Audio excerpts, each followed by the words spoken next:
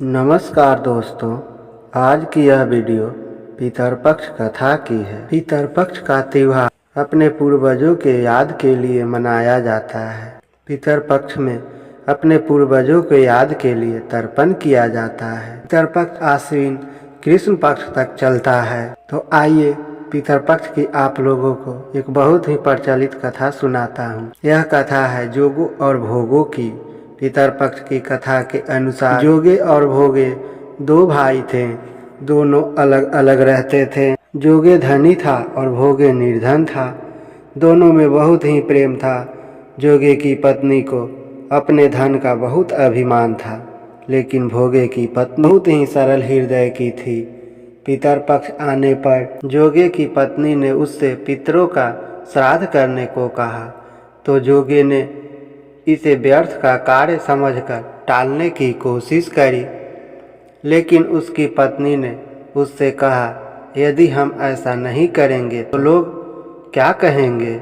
और फिर अपने मायके वालों को दावत पर बुलाने और अपनी शान दिखाने का उसे यह उचित अवसर लगा।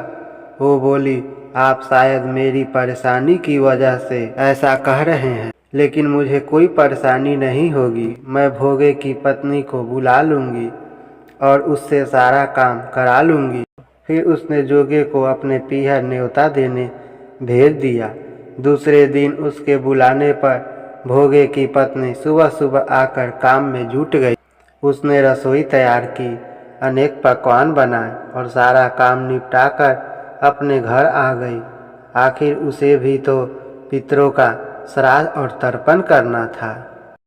इस अवसर पर जोगे की पत्नी ने उसे रोका भी नहीं। शीघ्र ही दोपहर हो गई। पितृभूमि पे उतरे जोगे भोगे के पितर पहले जोगे के यहाँ गए। उन्होंने देखा कि उसके ससुराल वाले वहाँ भोजन करने भी लग गए हैं और फिर वो निराश होकर वहाँ से आ गए।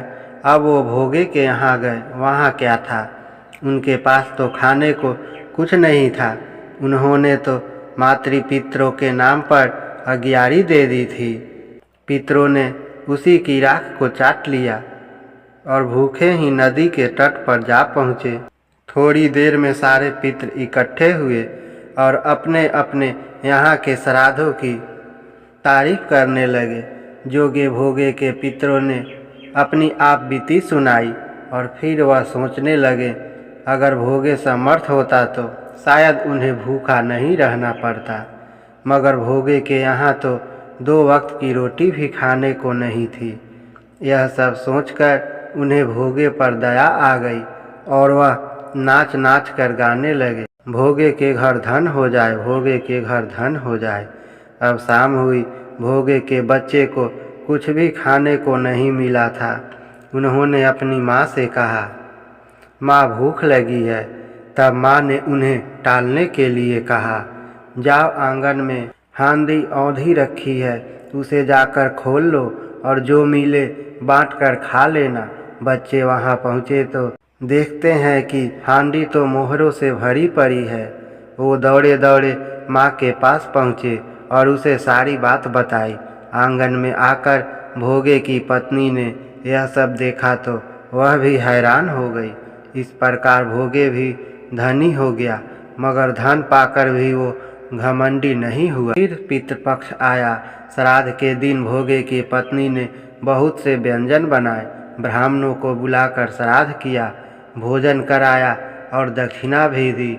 जेठ जेठानी को सोने चांदी के बर्तनों में भोजन कराया। इससे पितृ बहुत प्रसन्न हुए और तृप्त हो गए। तो यह थी पितृपक्ष में सुने जाने वाली जोगे भोगे की प्रचलित कथा। आपको यह कथा अच्छी लगी तो प्लीज़ वीडियो को लाइक और चैनल को सब्सक्राइब कीजिए। धन्यवाद।